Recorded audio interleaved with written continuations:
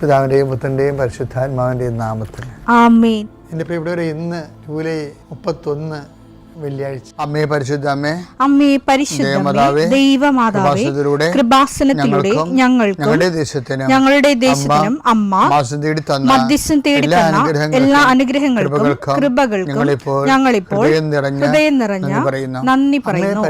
അമ്മേ പരിശുദ്ധമേ, ദൈവമാതാവേ, 2004 ഡിസംബർ 7 ഉച്ചകഴിഞ്ഞ് 2:30 കൃപാസനത്തിൽ സംഭവിച്ച അമ്മയുടെ പ്രത്യക്ഷപ്പെടലിനെക്കുറിച്ച് തിരുസഭയ്ക്ക് സമർപ്പിച്ചിരിക്കുന്ന പഠനരേഖകളുടെ മേൽ സഭാത്മകമായ പഠനം ആരംഭിക്കുവാൻ ഞങ്ങൾ പ്രാർത്ഥിക്കുന്നു.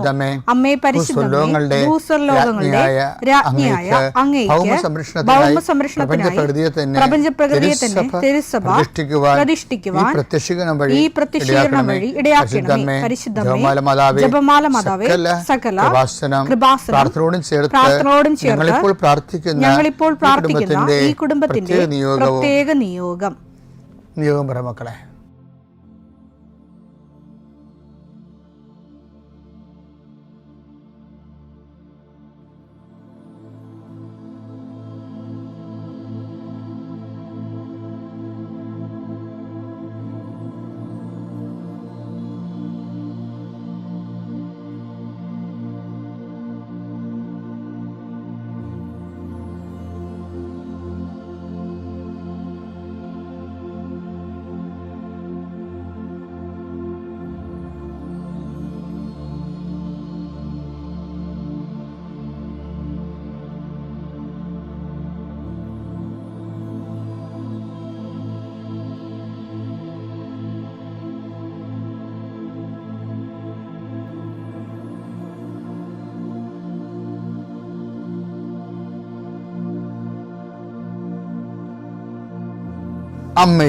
അമ്മയുടെ പ്രത്യക്ഷീകരണത്തിന്റെ ഈ അനുഗ്രഹവേളയിൽ ഞങ്ങൾക്ക് സാധിച്ചു തരുവാൻ കനിയണമേ. ആമേൻ. വിശ്വാസ പ്രമാണം. സർവശക്തനായ പിതാവും ആകാശത്തിന്റെയും ഭൂമിയുടെയും സൃഷ്ടാവുമായ ദൈവത്തിൽ ഞാൻ വിശ്വസിക്കുന്നു. അവിടുത്തെ ഏകപുത്രനും ഞങ്ങളുടെ കർത്താവുമായ ഈശോമിശിഹായിലും ഞാൻ വിശ്വസിക്കുന്നു.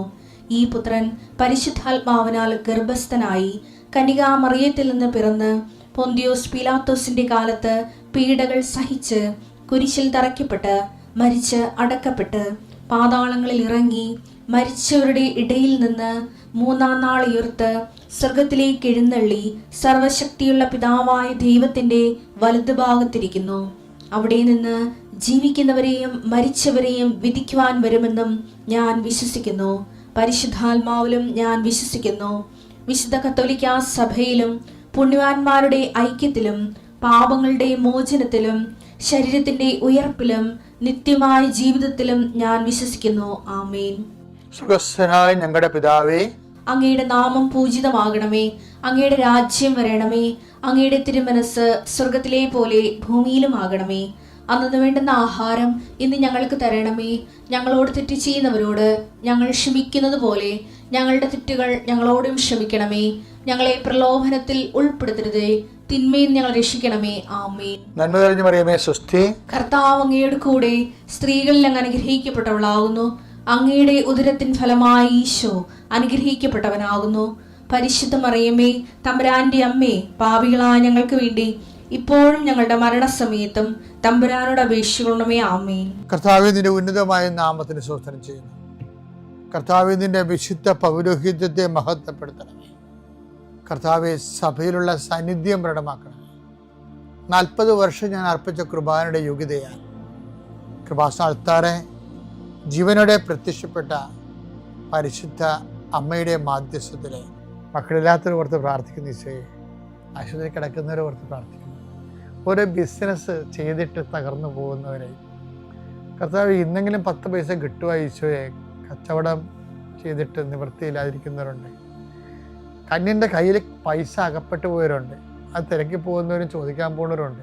അപ്പോൾ അവരെല്ലാം അവരുടെ ഉദ്യമങ്ങളെല്ലാം കർത്താവ് കൊച്ചു തോബിയാസിനെ നീ വിട്ടില്ലേ, കടങ്ങൾ തിരിച്ചു കിട്ടും മേടിക്കാൻ വേണ്ടി. അതുപോലെ അന്ന് റാഫേൽ മാലാഖനൊക്കെ നീ കൂടെ വിട്ടില്ലേ, ഞങ്ങൾക്ക് നഷ്ടപ്പെട്ടത് തിരിച്ചു വിട്ടാൻ മേടിക്കാൻ വേണ്ടി വിടുന്നവരുടെ കൂടെ പരിശുദ്ധമ്മയെ നീ കൂടെ വിടണമെന്ന് പ്രാർത്ഥിക്കുന്നു ഈശോ. കർത്താവ്, ഞങ്ങളുടെ മക്കളെ ഓർത്ത് പ്രാർത്ഥിക്കുന്നു. ആത്മാർത്ഥമായി പഠിക്കുന്ന മക്കളുണ്ട് ഈശോയെ, പഠിച്ചിട്ട് കയറാത്ത മക്കളുണ്ട്, പഠിക്കാൻ പറ്റാത്തവരുണ്ട് ഈശോയെ, വീട്ടിലെ സ്ഥിതി കാരണം മനസ്സ് മരവിച്ചിരിക്കുന്ന കുഞ്ഞുങ്ങളുണ്ട്, അവരെല്ലാം ഞാൻ ആശീർവദിക്കുന്നു. എൻ്റെ മക്കളെ, നിങ്ങൾ ആശീർവാദത്തിൽ ആലംബിച്ചുകൊണ്ട് നിങ്ങൾക്ക് പഠിക്കാൻ അത്രയും പഠിക്കുക. ബാക്കി കൃപാസനം മാറാതെ നിങ്ങളുടെ വീട്ടിൽ വരും. നിങ്ങളുടെ എല്ലാ പോരായ്മകളെ അമ്മ പരിഹരിക്കുന്ന എത്രയോ സാക്ഷ്യങ്ങൾ നമുക്കുണ്ട്. കർത്താവേ, ജീവിതമാർഗം മുട്ടിപ്പോയവരുണ്ട്, വീട് സ്ഥലവും ഇല്ലാത്തവരുണ്ട്, വിവാഹം ഒത്തുവരാത്തവരുണ്ട്, മക്കൾ ദുർനടപ്പിൽ പോയിട്ട് വേദനിക്കുന്നവരുണ്ട്. എല്ലാ മേഖലകളിലും എന്തെല്ലാം വേദന നീ അനുഭവിക്കുന്നുണ്ടോ അവിടെ എല്ലാം ഈ ദിവസം കർത്താവ് നിന്നെ ആശീർവദിക്കട്ടെ. നീ കണ്ടുമുട്ടുന്ന വ്യക്തികളെ കർത്താവ് ആശീർവദിക്കട്ടെ.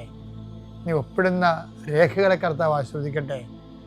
നീ ലോൺ എടുക്കാൻ പോവുകയോ സാമ്പത്തിക വിഷയങ്ങൾ സംസാരിക്കാൻ പോവുകയോ ചെയ്യുന്ന ഇടങ്ങളിൽ കർത്താവ് നിനക്ക് തുണ വരട്ടെ.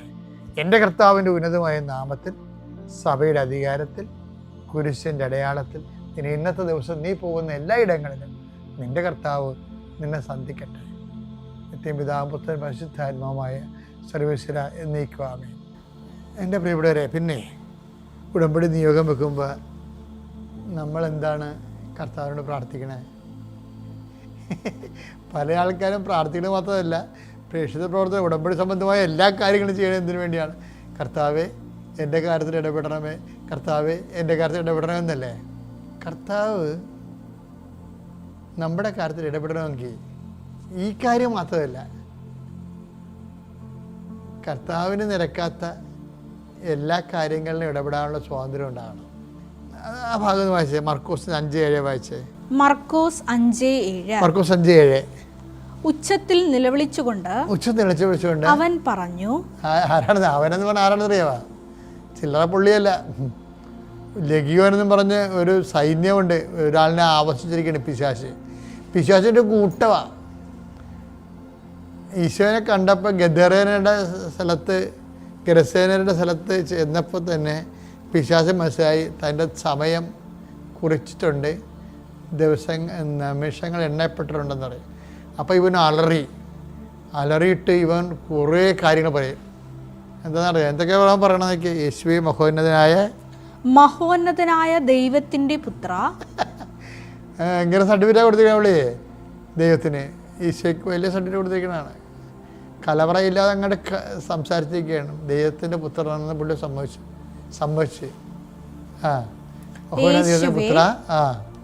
യേശുവേ, അങ്ങ് എൻ്റെ കാര്യത്തിൽ, അതാണ് പ്രശ്നം, അങ്ങ് എൻ്റെ കാര്യത്തിൽ എന്തിന് ഇടപെടുന്നു? അതാണ് വിഷയം. അതായത് യേശുവിനെ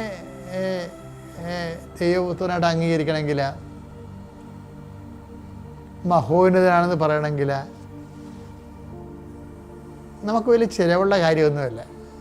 വായിക്കിടന്ന് നാക്കുകൊണ്ട് പറഞ്ഞാൽ മതി. പക്ഷെ അത് പേയ്മെൻറ്റിലേക്ക് പോകുമ്പോൾ ഇവൻ വാലും ചുട്ടിക്കൊണ്ട് ഓടണം കാണാം.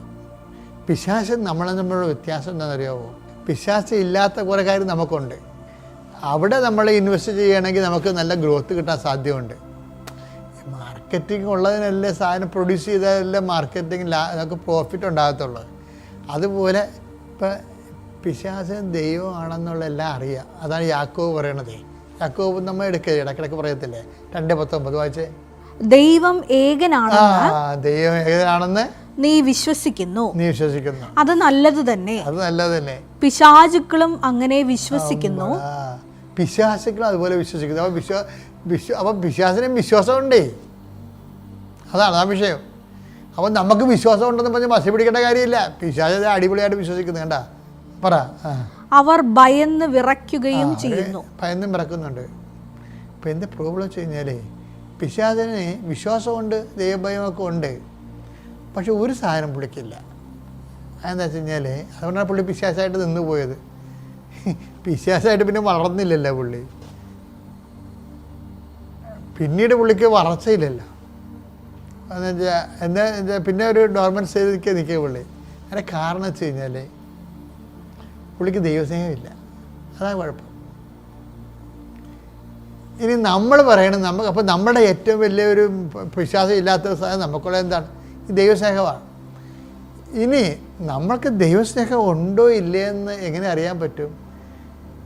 ഇപ്പം ഞാൻ ക്രിസ്തുത്ത് ഓർക്കുകയെ, ഈ സ്വർഗസ്ഥനായ പിതാവേ എന്ന് പറഞ്ഞുള്ള പ്രാർത്ഥനയില്ല. ഈ സ്വർഗസ്ഥനായ പിതാവിൽ നിന്ന് തന്നെ നമുക്ക് അത് ആനയെ വളർത്തണം പോലെ. ആന ചെരിഞ്ഞാലും പണ്ട് പറയുമായിരുന്നേ, ആന ചെരിഞ്ഞാലും 10000 നിന്നാലും 10000 എന്ന് പറഞ്ഞാൽ സ്വർഗസ്ഥനായ പിതാവിൻ്റെ അവസ്ഥ. ആ പ്രാർത്ഥനയുടെ ഗുണം, ആ പ്രാർത്ഥന കേട്ടില്ലെങ്കിൽ നമുക്ക് അതിൻ്റെ അത് വരുമാനം ഉണ്ടാകും. മിക്കവാറും കേൾക്കത്തില്ല. കാര്യം അപ്പോൾ നിങ്ങൾ അച്ഛൻ ഇങ്ങനെ പറയാം, അപ്പോൾ അത് കേൾക്കത്തില്ല. പിന്നെ അതിൻ്റെ പ്രശ്നം ഞാൻ പറയണ കാര്യം എന്താ, നിങ്ങൾ സ്വർഗസ്ഥനായ ഞങ്ങളുടെ പിതാവേ അങ്ങയുടെ നാമം പൂജിതമാകണമേ, അങ്ങയുടെ രാജ്യം വരണമേ, അങ്ങയുടെ തീരുമാനം സ്വർഗത്തിലെ. ഇത് നല്ല ഇൻ്റലിജൻറ്റ് സ്പിരിച്വാലിറ്റി ഉള്ളവർക്ക് മാത്രമേ ഇത് ആപ്ലിക്കേറ്റ് ചെയ്യാൻ പറ്റത്തുള്ളൂ. മറ്റവും വായിക്കണം ആക്കണ കണാക്കുണ എന്നൊക്കെ ഇങ്ങനെ ആവർത്തിച്ച് പട്ടിക പറയണ പോലെ സ്വർഗസ്ഥനായ പിതാവേ നാം പൂജിതമായ രാജ്യം സ്വർഗത്തിലെ പോലെ ഇങ്ങനെ പറയണതാണ്. ബാക്കി അത് ദൈവം അത് അപ്പം പണ്ട് അതിനെ ഓട്ടോമാറ്റിക് ഡിലീറ്റിംഗ് ആണത്. ചില കമ്പ്യൂട്ടറിൽ ചില സാധനം അടിച്ച് കഴിയുമ്പോൾ ഓട്ടോമാറ്റിക് ഡിലീറ്റിംഗ് അല്ലേ. ചില ആൾക്കാരുടെ സ്വർഗസ്ഥനായ പിതാവ് ഓട്ടോമാറ്റിക് ഡിലീറ്റിംഗ് ആയി, അപ്പം തന്നെ അത് മാഞ്ഞു പോകും. അപ്പോൾ അതുപോലെ തന്നെയാണ് ഇപ്പോൾ എന്താ പ്രശ്നം, ചില ആൾക്കാർ ഇൻ്റലിജൻ്റ് ആയിട്ടുള്ള prayer is an intelligent affair. ബുദ്ധിപരമായൊരു ഇടപാടാണ് ഈ പ്രാർത്ഥന എന്ന് പറയുന്നത്. ഇപ്പം സ്വർഗസ്ഥനായ പിതാവേ അങ്ങയുടെ നാമം പൂജിതമാകണമേ, അങ്ങയുടെ രാജ്യം വരണമേ, തരും സ്വർഗത്തിലെ പോലെ ഭൂമിയിലും ആകണമേ എന്ന് നമ്മൾ പറഞ്ഞു. അപ്പം നമ്മൾ അന്നു വേണ്ട ആഹാരം ഇന്ന് ഞങ്ങൾക്ക് തരണമേ. നമുക്കൊരേ ആവശ്യം ഉണ്ടാവില്ല.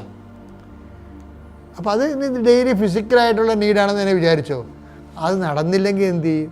അപ്പോൾ നമ്മൾ വീണ്ടും ആദ്യം തൊട്ട് ചെല്ലും, എന്താണ് സ്വർഗസ്ഥനായ പിതാവേ അങ്ങയുടെ നാമം പൂജിതമാകണമേ. നമുക്ക് കിട്ടിയില്ല. അപ്പോൾ നമ്മളെന്ത് ചെയ്യും? അയ്യോ ഞാൻ ഇത്രയും പറച്ചില്ല, എനിക്കത് കിട്ടില്ല എന്ന് പറയാമല്ല. ആന ചെരിഞ്ഞാലും 10000 എന്ന് പറഞ്ഞാൽ എന്താണെന്ന് അറിയാമോ? ആനക്ക് കൊമ്പുണ്ടല്ല, എടുത്ത് വിൽക്കാവുന്നതിൻ്റെ അർത്ഥം. പണ്ടത്തെ കഥയാണ്. അപ്പോൾ സ്വർഗസ്ഥനായ പിതാവ് ഒരു നമ്മൾ ഗീവസ് ടുഡേ ഓഫ് ഡെയിലി ബ്രെഡ് എന്ന് പറഞ്ഞിട്ടും ആ ബ്രെഡ് കിട്ടണില്ല. നമ്മൾ പറയുന്ന സാധനം നമ്മൾ പറഞ്ഞ സമയത്ത് കിട്ടണില്ല. ഇൻ കേസ് നമ്മുടെ കാര്യം ഫ്ലോപ്പായി പോയാലും നമ്മൾ പ്രാർത്ഥന ആദ്യം മുതൽ ചൊല്ലും, എന്താണ്? അങ്ങയുടെ നാമം പൂജിതമാകണമേ. ഈ കാര്യത്തിന് കിട്ടിയില്ല, അങ്ങയുടെ നാമം പൂജിതമാകണമേ. ഈ കാര്യത്തിന് എനിക്കത് സംഭവം തന്നില്ല, അങ്ങയുടെ നാമം പൂജിതമാകണമേ. കേട്ടാ, അപ്പം അതിൻ്റെ സംഭവം കിട്ടാത്തതിന് പോലും ബ്ലെസ്സിങ്സ് ആയിട്ട് ആ പ്രാർത്ഥനയെ കൺവേർട്ട് ചെയ്ത് മാറ്റണം. അപ്പം അത് എന്താ പ്രശ്നം, അതിങ്ങനെ പറയാൻ കാര്യം എന്ന് വെച്ച് കഴിഞ്ഞാൽ, ഇങ്ങനെ ചെല്ലണമെങ്കിൽ ദൈവസ്നേഹം ഉണ്ടാവണം. ദൈവസ്നേഹം ഉണ്ടാകണമെങ്കിൽ എന്ത് ചെയ്യണം? ഈ ദൈവസ്നേഹം ഉള്ളവർ അവരുടെ വിജയത്തിലേക്കും പരാജയങ്ങളിലേക്കും കർത്താവിന് എടുത്തു. ഇപ്പം നമുക്ക് കിട്ടാത്ത കാര്യത്തിലും ദൈവത്തിൻ്റെ സ്നേഹത്തിന് വേണ്ടി കാഴ്ചവെക്കുമ്പോൾ നമ്മളെന്താ പറയണത്? നമ്മൾ അവിടെയും കർത്താവിന് ഇടപെടാൻ വേണ്ടി പിശാച് പറയും, നീ എൻ്റെ കാര്യത്തിൽ ഇടപെടണം എന്നല്ലേ പറയണത്, ലഘ്യം പറയണത്. പക്ഷെ നമ്മളെന്താ പറയണത്? നീ എൻ്റെ കാര്യം പരാജയത്തിലും വിജയത്തിലും പൂർണ്ണമായി ഇടപെടാൻ ഞാൻ നിനക്ക് സമർപ്പിക്കുന്നു. അതപ്പോഴാണ് നമ്മൾ പിശാചിനേക്കാൾ വ്യത്യസ്തമായി മാറി ദൈവപൈതലായിട്ട് മാറുന്നത്. പിതാവിൻ്റെയും പുത്രൻ്റെയും പരിശുദ്ധാത്മാവിൻ്റെയും നാമത്തിൽ.